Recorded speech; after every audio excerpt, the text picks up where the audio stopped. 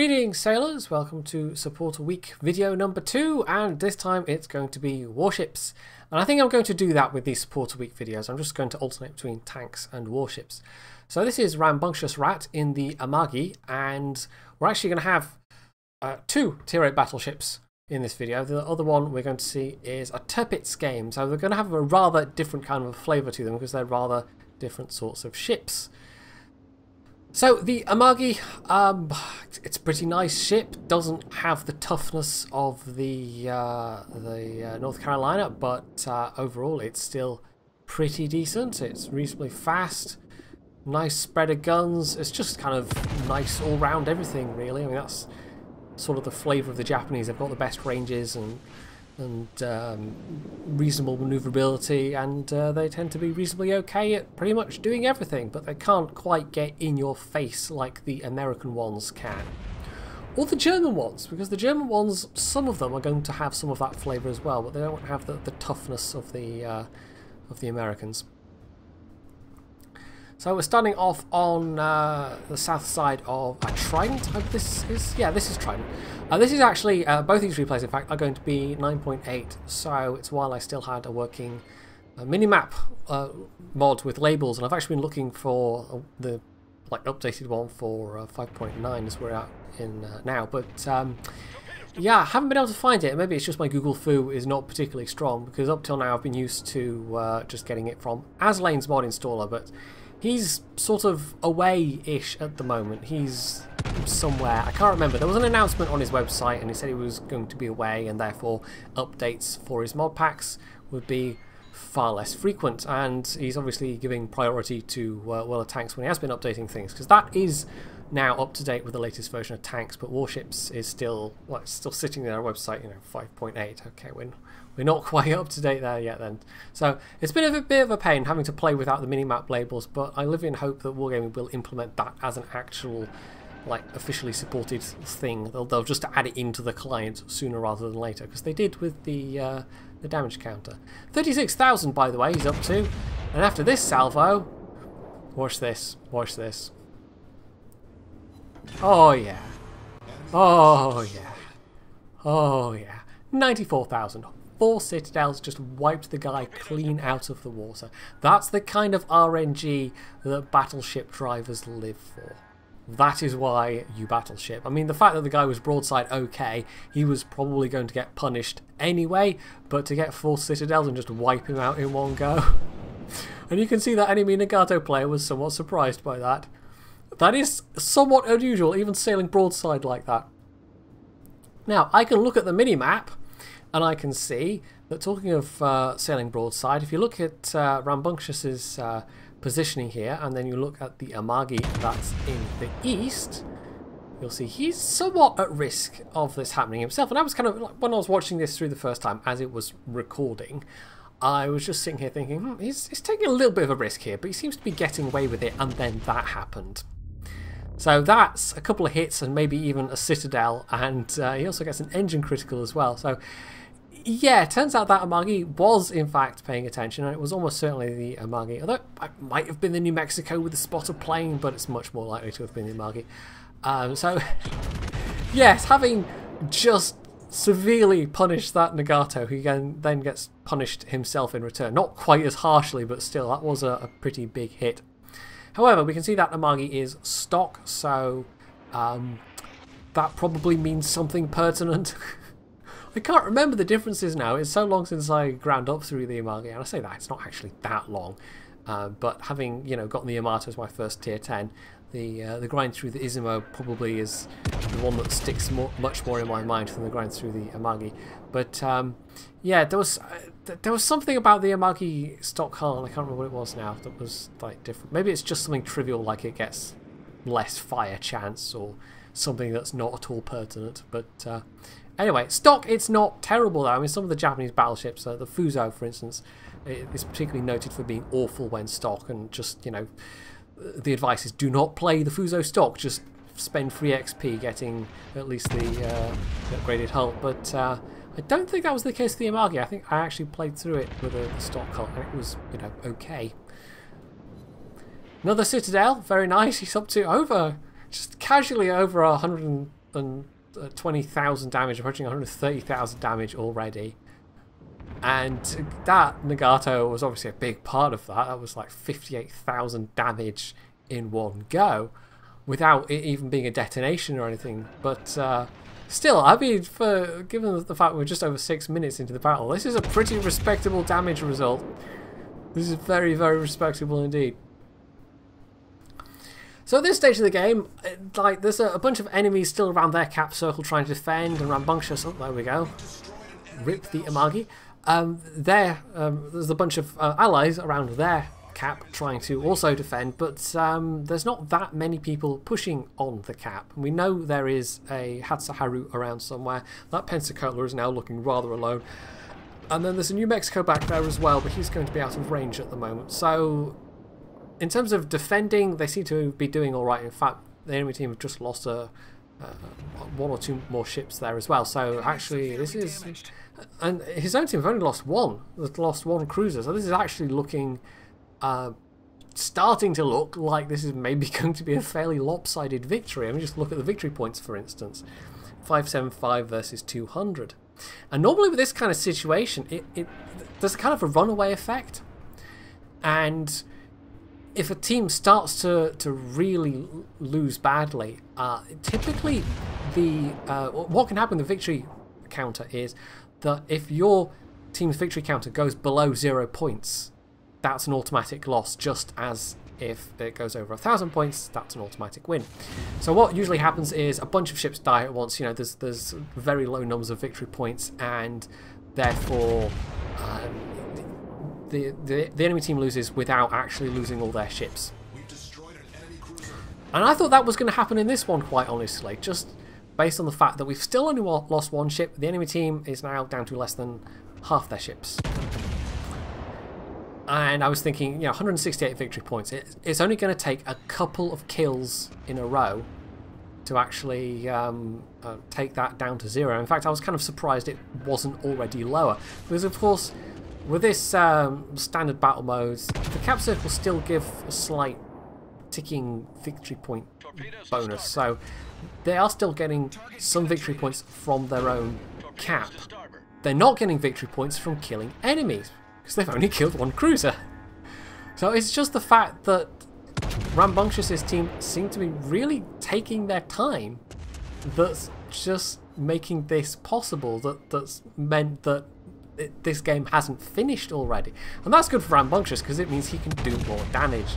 And they're not even really that close to getting 1,000 points either, so that's the other way that it could trip over, is that they could just have killed enough stuff that it would go to 1,000 and they'd win. But I don't know, it just hasn't happened.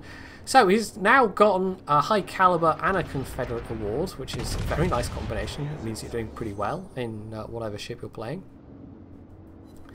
And he's just pummeling this New Mexico now, who, it's like another broadside or two, you know, depending on the RNG. He's not going to last too much longer. 12,000 health. And there we go, Citadel finishes him off with a couple of pens.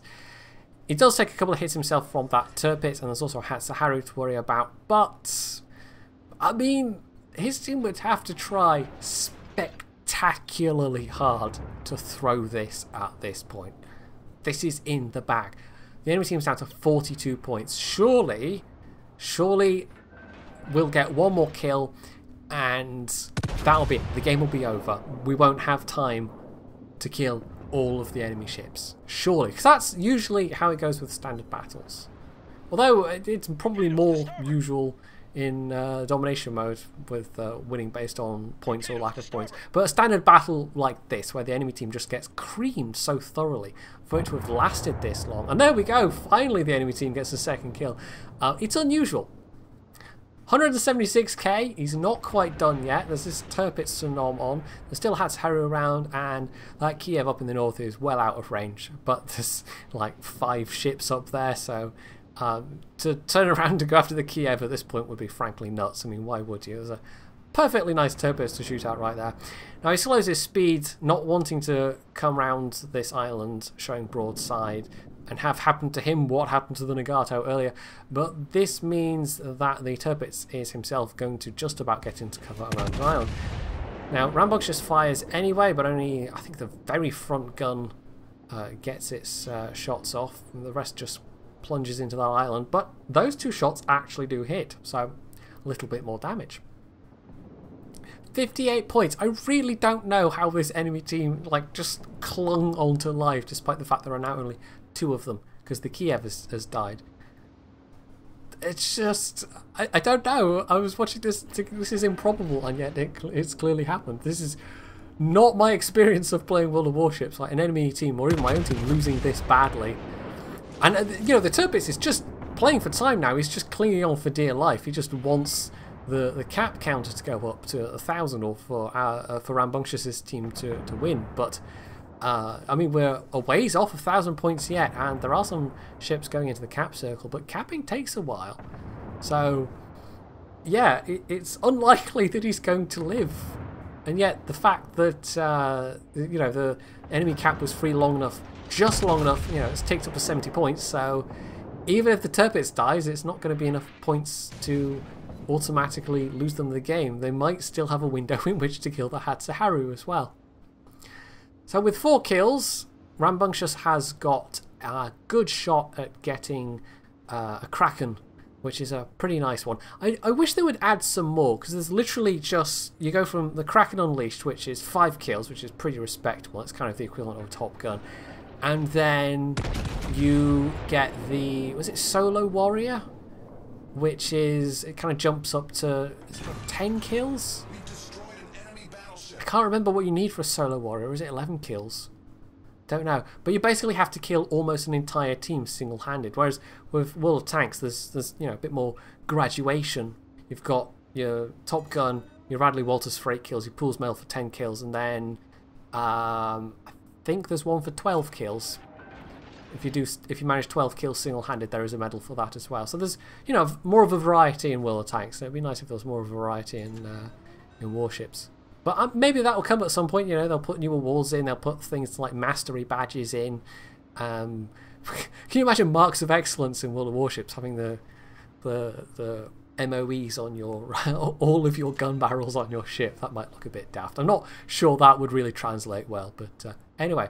So he did get the Kraken. He's now got over 200,000 damage. Even if you discount like the 58k from the Nagato all at once, that would still take it to what, just over 150,000. So yeah. So there we go. They managed to kill the Hatsuharu, despite the fact that they only lost 2 ships. Somehow they were able to then kill the entire enemy team without tripping the victory point counter. I don't know, but it happened. It happened. Look at that result. So just over 2,000 base XP, well at the top of the team, and that was almost certainly like damage done and the kills. 5 kills is pretty respectable in this game. It's nearly half the enemy team, and as you can see, like it was mostly against battleships. He did take out or do some damage to cruisers, but he was shooting at battleships an awful lot and getting a lot of damage from battleships. And if you want a high damage figure, obviously that is that's how you do it. But damage isn't everything in this game. It just, you know, it looks nice. It looks very nice to have that high damage number. So 275,000 credits. That's pretty good for just a regular ship. That's the kind of thing I would be quite happy with in one of my premiums. So yeah, that wasn't bad at all. And talking of premiums, here we have Darnith in the Tirpitz. Now, of note is the fact that there is a Scharnhorst on his team. I've already said this is from 9.8, so this will be one of the super testers. This will be one of those select group of individuals who get to test these ships out early. Us YouTubers and streamers only get our hands on them relatively late in the day, although not so late that sometimes they don't get changed along the way anyway. Wargaming does put these things through a reasonably intensive process, but even so, some of the results aren't always entirely predictable. And I have to say, you know, knowing some of the super testers, I can't say too much, I don't want to get anyone into trouble, but what the super testers, you know, what the feedback they give is, and, you know, what feedback Wargaming takes on board aren't necessarily always the same thing. Sometimes Wargaming goes, well, we know you've said this, but this is how we want this to be.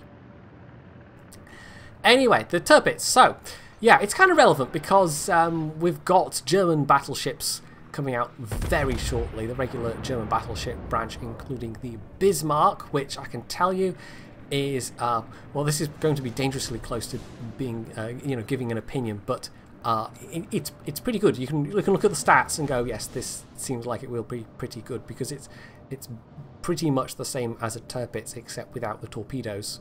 So it's got a lot going for it in the battleship department.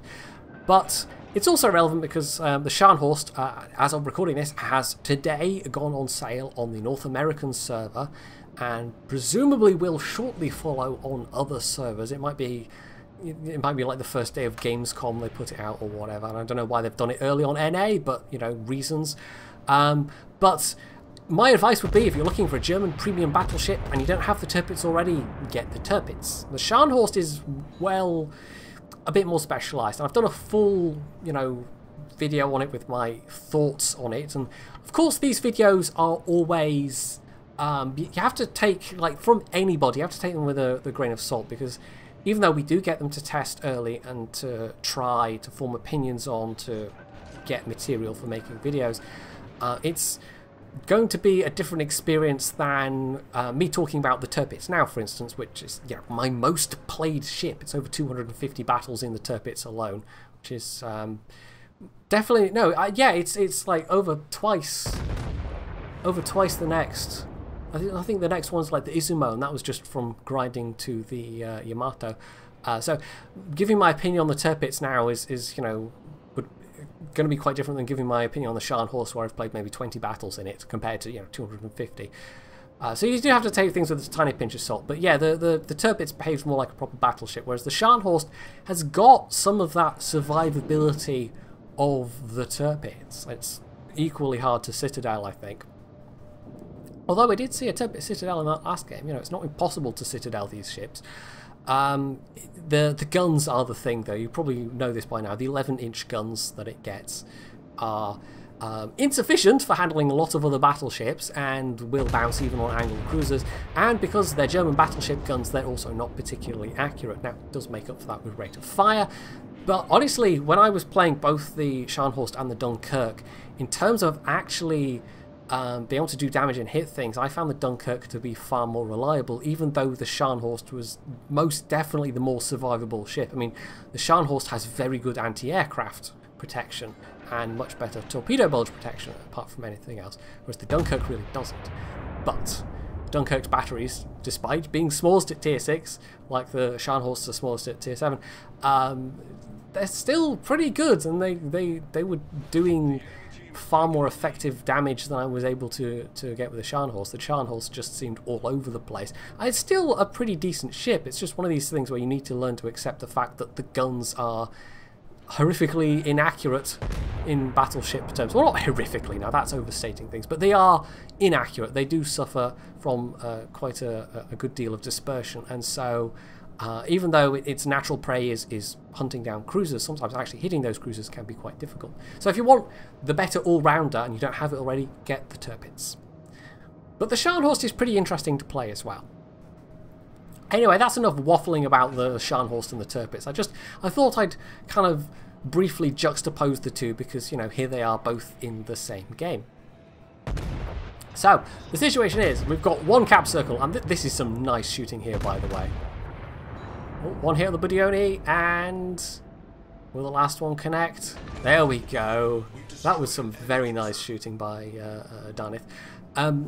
Yeah, what was I going to say? Oh yeah, the situation. They've got one cap circle. They're trying to cap the easternmost circle.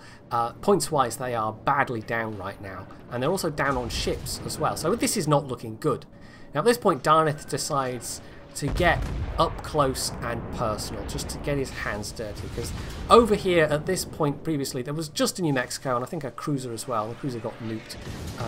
In fact, there might have been several cruisers. I'm just looking at the wreck markers on that. But anyway, yes, the enemies are pushing round quite significantly, and Darnith has chosen to put himself in harm's way to put the toughness of the Tirpitz to the test and see just how much he can get away with. Now, he's already dodged quite easily that other salvo from the Tirpitz. I mean, if you're in a Tirpitz, you're going to be well aware that other Tirpitz drivers have those torpedoes, so it's not difficult to actually try and get them. And then he does that.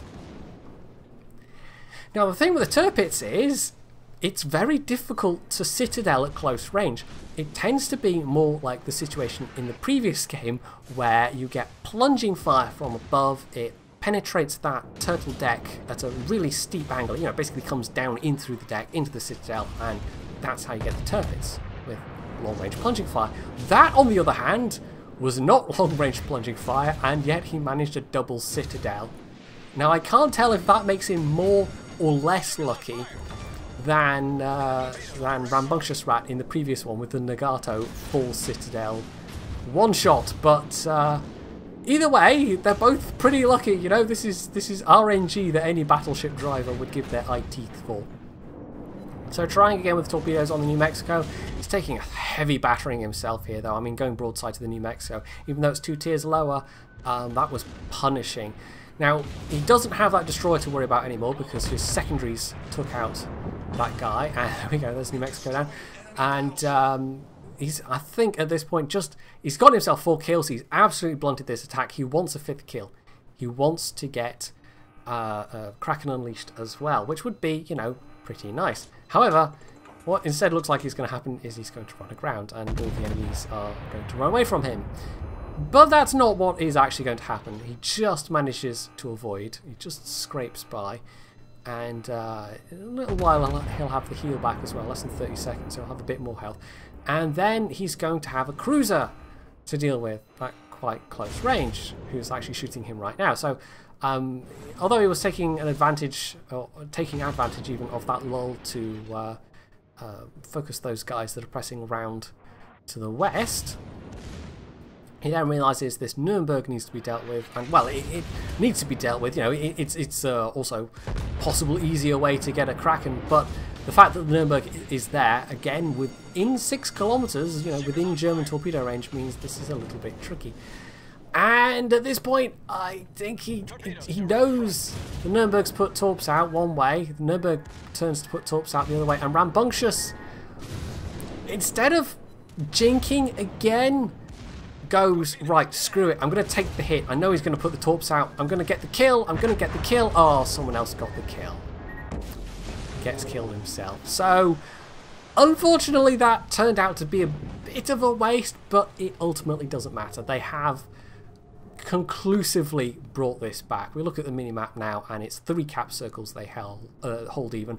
The enemy team is now down to just their carrier, and there's no way in hell they're losing this. There absolutely isn't. So even though that was giving his ship away, you can see why he did. He really wanted that Kraken.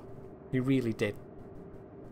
So the match isn't actually over yet. There's enough points left to go that he had some time to look at the Scharnhorst, so we're just going to have a little bit of that in, and you can actually see what they were talking about in the chat as well.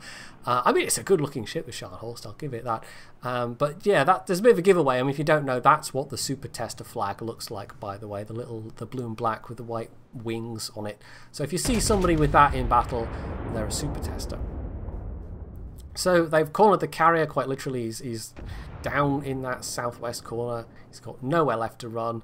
Skipped ahead again because he's going to go down very, very shortly. He's lost a bit of health already, but he's got the enemy, well, the allied carrier rather, his enemy, making torp drops against him. He's got multiple ships shooting at him, so he's done for. He's absolutely done for. So there we go, he goes, and that takes the victory points to 1,000.